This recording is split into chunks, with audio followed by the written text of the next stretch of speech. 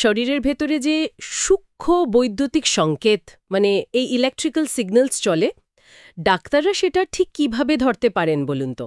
মানে আমাদের হার্ট বা ব্রেন এগুলো বাইরের যন্ত্রের সাথে যোগাযোগটাই বা করে কিভাবে? আজকের আলোচনা কিন্তু এই দারুণ ব্যাপারটা নিয়েই। হ্যাঁ, বিষয়টা সত্যিই খুব ইন্টারেস্টিং। আজ আমরা কথা বলবো বায়ো ইলেকট্রিক সিগন্যালস নিয়ে।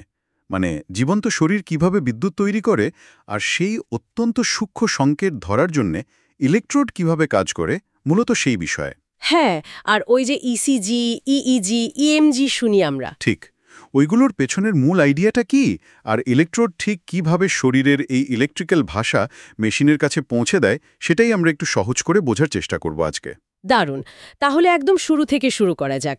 আমাদের শরীরের প্রায় সব জীবন্ত কোষ, তাই না? বিশেষ করে ধরুন হার্টের পেশি বা ব্রেনের স্নায়ু কোষ মানে নিউরন, এগুলো স্বাভাবিক অবস্থাতেই তো কিছুটা ইলেকট্রিক্যালি চার্জ থাকে। একদম ঠিক। কোষের ভেতর আর বাইরের পরিবেশের মধ্যে একটা ভোল্টেজের মানে পোটেনশিয়ালের পার্থক্য থাকে সবসময়। এটাকে আমরা বলি রেস্টিং পোটেনশিয়াল। Resting potential. আচ্ছা। আর যখনই এই কোষগুলো কোনো কারণে মানে বাইরে থেকে কোনো স্টিমুলাস পেয়ে উত্তেজিত বা এক্সাইটেড হয়, তখন ওদের ভেতরের আর বাইরের ভোল্টেজের এই পার্থক্যটা খুব দ্রুত পাল্টে যায়। এটাকেই বলে অ্যাকশন পোটেনশিয়াল। মানে একটা বৈদ্যুতিক স্পার্কের মতো। অনেকটা সেরকমই। যখন অনেক কোষ একসাথে বা পরপর এইভাবে পাল্টায়, তখন একটা বৈদ্যুতিক তরঙ্গ বা সিগন্যাল তৈরি হয়। এই তরঙ্গগুলোই হলো বায়ো ইলেকট্রিক সিগন্যাল।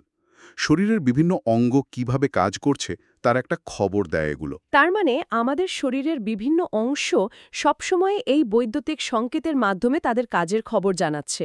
যেমন ইসিজি মানে ইলেকট্রোকার্ডিওগ্রাম, যেটা হার্টের ইলেকট্রিক্যাল কাজের ছবি দেখায়। হ্যাঁ, আর ইইজি বা ইলেকট্রোএনসেফালোগ্রাম হলো ব্রেনের। তেমনি ইএমজি বা ইলেকট্রোমায়োগ্রাম পেশির কার্যকলাপ রেকর্ড করে। হুম। যেমন ধরুন ইসিজির কথাই যদি বলি, ওখানে যে পি কিউআরএসটি এই বিভিন্ন ওয়েভ বা তরঙ্গ আমরা দেখি। হ্যাঁ, গ্রাফের মতো ছবিতে। ঠিক, ওগুলো আসলে হার্টের বিভিন্ন চেম্বার মানে অলিন্দ আর নিলয় কখন সংকুচিত হচ্ছে, কখন প্রসারিত হচ্ছে, সেই সময়ের ইলেকট্রিক্যাল ঘটনার প্রতিচ্ছবি। এগুলোর শেপ বা টাইমিং দেখেই ডাক্তাররা হার্টের সমস্যা ধরতে পারেন। আচ্ছা, আর ইইজি? ইইজিতে যে আলফা, বিটা, ডেল্টা এই ধরনের তরঙ্গ দেখা যায়, সেগুলো ব্রেনের বিভিন্ন অবস্থা বোঝায়। যেমন কেউ জেগে আছে, নাকি ঘুমোচ্ছে, নাকি খুব মনোযোগ দিয়ে কিছু করছে, এইসব। ইন্টারেস্টিং। আর ইএমজিটা তাহলে পেশির জন্য? হ্যাঁ, ইএমজি সিগন্যাল দেখে বোঝা যায় পেশি কতটা অ্যাক্টিভ, বা তাতে কোনো ক্লান্তি এসেছে কিনা, বা কোনো স্নায়ু বা পেশির রোগ হয়েছে কিনা। তাহলে দেখুন, শরীরের জীবন্ত কোষগুলো স্বাভাবিকভাবেই তাদের কাজের জানান দেয় এই বৈদ্যুতিক সংকেতের মাধ্যমে, তাই না? হ্যাঁ, তা তো বোঝা গেল। কিন্তু এই যে শরীরের ভেতরের এত সূক্ষ্ম সংকেত, এগুলো আমরা বাইরে থেকে ধরব কিভাবে? এখানেই তো ইলেকট্রোডের আসল কাজটা, তাই তো? একদম। ইলেকট্রোডগুলোকে ভাবতে পারেন এক ধরনের বিশেষ কান বা অ্যান্টেনা হিসেবে। শরীরের ভেতরে যে সিগন্যালটা তৈরি হচ্ছে, সেটা তো আয়নের চলাচলের উপর নির্ভর করে, মানে আয়নিক কন্ডাকশন। আচ্ছা, আয়ন দিয়ে তৈরি। হ্যাঁ, কিন্তু আমাদের বাইরের ইলেকট্রনিক যন্ত্র তো আয়ন বোঝে না। সে বোঝে ইলেকট্রনের প্রবাহ, মানে ইলেকট্রনিক কন্ডাকশন। ইলেকট্রোডের কাজ হলো এই আয়ন নির্ভর সিগন্যালকে ইলেকট্রন নির্ভর সিগন্যালে বদলে দেওয়া। ও, মানে একরকম ট্রান্সলেটর বা অনুবাদকের মতো। ঠিক তাই, অনেকটা তাই। এবার ইলেকট্রোড কিন্তু অনেক ধরনের হয়, মূলত দুটো ভাগে ভাগ করা যায়। একটা হলো সারফেস ইলেকট্রোড, যেটা চামড়ার উপরে লাগানো হয়। যেমন ইসিজি বা ইইজিতে দেখি আমরা। একদম। আর আরেকটা হলো নিডল ইলেকট্রোড, যেটা চামড়া ভেদ করে পেশি বা স্নায়ুর গভীরে ঢুকানো হয়। ও, সেটা কখন দরকার হয়? বিশেষ করে ইএমজি পরীক্ষার সময়, বা যখন খুব নির্দিষ্ট কোনো জায়গার নিখুঁত সিগন্যাল দরকার হয়, তখন নিডল ইলেকট্রোড ব্যবহার করা হয়। আচ্ছা। আর ওই যে চামড়ার ওপর ইলেকট্রোড লাগানোর সময় একটা ঠান্ডা চটচটে জেলি বা পেস্ট মতো লাগায়, ওটার কাজ কি? শুধু আটকে রাখার জন্য? না না, শুধু আটকে রাখা নয়, ওটার একটা খুব জরুরি ভূমিকা আছে। ওই ইলেকট্রোড পেস্ট বা জেলিটা আসলে চামড়া আর ইলেকট্রোডের মধ্যেকার বৈদ্যুতিক সংযোগটাকে অনেক ভালো করে দেয়। মানে কন্ট্যাক্ট ইম্পিডেন্স বা সংযোগের বাধাটা কমায়।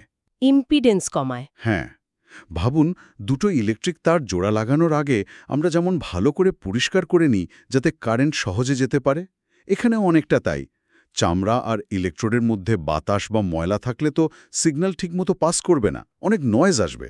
ওই জেলিটা সেই ফাঁকটা পূরণ করে একটা ভালো কন্ডাক্টিভ পথ তৈরি করে দেয়। তার মানে ভালো সিগন্যাল পাওয়ার জন্যই জেলিটা খুব দরকারি। চামড়া আর ইলেকট্রোডের সংযোগ ভালো না হলে সিগন্যালের মান তো তাহলে খারাপ হয়ে যাবে, তাই না? অবশ্যই খারাপ হবে। সিগন্যাল দুর্বল হয়ে যেতে পারে, নয়েজি হতে পারে, এমনকি ভুল তথ্যও দিতে পারে। তার মানে ইলেকট্রোড বাছাই করা আর সেটা ঠিকভাবে লাগানো দুটোই খুব গুরুত্বপূর্ণ। আচ্ছা, কোন ধরনের ইলেকট্রোড সবচেয়ে ভালো বা নির্ভরযোগ্য বলে ধরা হয়?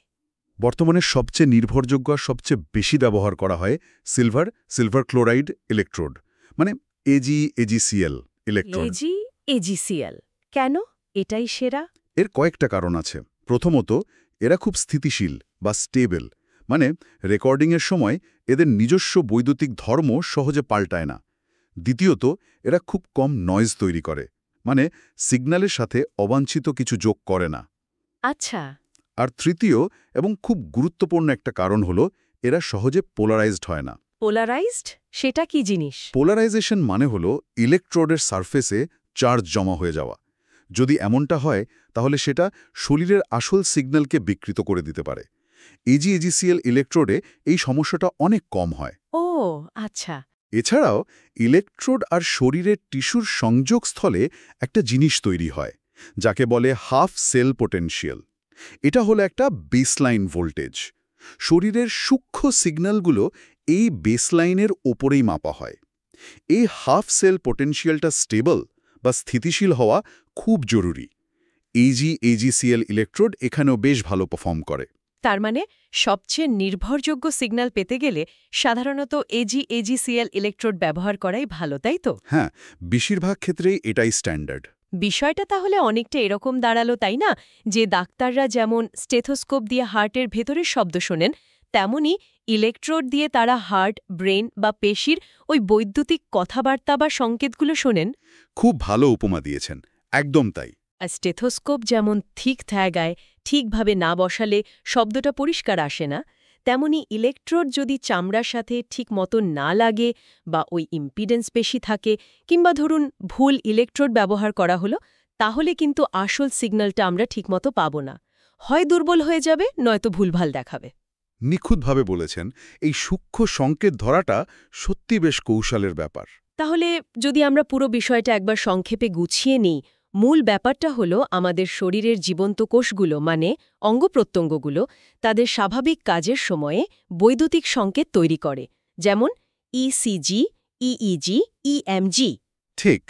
আর ইলেকট্রোড হলো সেই বিশেষ ডিভাইস বা যন্ত্রাংশ যা শরীরের ভেতরের এই আয়ন নির্ভর সংকেতগুলোকে ধরে সেগুলোকে ইলেকট্রনিক সংকেতে রূপান্তরিত করে, যাতে বাইরের মেশিন বা কম্পিউটার সেটাকে প্রসেস করতে পারে, বিশ্লেষণ করতে পারে। আর এই কাজে এজিসিএল ইলেকট্রোড সবচেয়ে নির্ভরযোগ্য হিসেবে ব্যবহার হয়। আর ভালো সংযোগের জন্য মানে ইম্পিডেন্স কমানোর জন্য ইলেকট্রোড পেস্ট বা জেলি ব্যবহার করাটা খুব জরুরি, ঠিক তো? একদম ঠিক। এই হলো মূল কথা। আচ্ছা, এবার যদি একটু ভবিষ্যতের দিকে তাকাই, কি মনে হয় এই ইলেকট্রোড প্রযুক্তি আর কতটা উন্নত হতে পারে? দেখুন, সম্ভাবনা তো অসামান্য।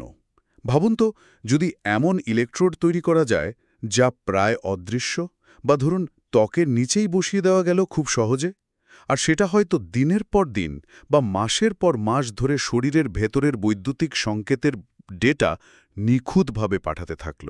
বাহ, তাহলে তো রিয়েল টাইম মনিটরিং করা যাবে। এক্স্যাক্টলি। তখন রোগ অনেক আগেভাগে ধরা পড়বে বা শরীরের অবস্থা সবসময় নজরে রাখা যাবে। এটা স্বাস্থ্য পরিষেবায় একটা বিরাট পরিবর্তন আনতে পারে। সত্যি অসাধারণ একটা সম্ভাবনা। তার মানে মেডিকেল ইলেকট্রনিক্সের এই যে বেসিক ধারণাগুলো, বায়োইলেকট্রিক সিগন্যাল, ইলেকট্রোডের কাজ, এগুলো বোঝাটা আসলে খুব জরুরি। অবশ্যই জরুরি। আজকের এই ইলেকট্রোড প্রযুক্তি কিন্তু ভবিষ্যতের ওয়্যারেবল হেলথ ডিভাইস, আরও অনেক উন্নত ডায়াগনস্টিক টুলস, এমনকি ব্রেইন কম্পিউটার ইন্টারফেসের মতো যুগান্তকারী প্রযুক্তির ভিত্তি তৈরি করছে। তাই এই বিষয়গুলো জানা, এই জ্ঞান অর্জন চালিয়ে যাওয়াটা ভীষণ দরকারি। এটা শুধু পরীক্ষার নম্বরের জন্য নয়, বরং ভবিষ্যতের এই প্রযুক্তিগত উদ্ভাবনে, এই পরিবর্তনে সক্রিয়ভাবে অংশ নেওয়ার জন্য এই ভিত্তিটা মজবুত হওয়া দরকার। আজকের দিনের এই শিক্ষাই কিন্তু আগামী দিনের প্রযুক্তিগত বিপ্লবের পথ খুলে দেবে।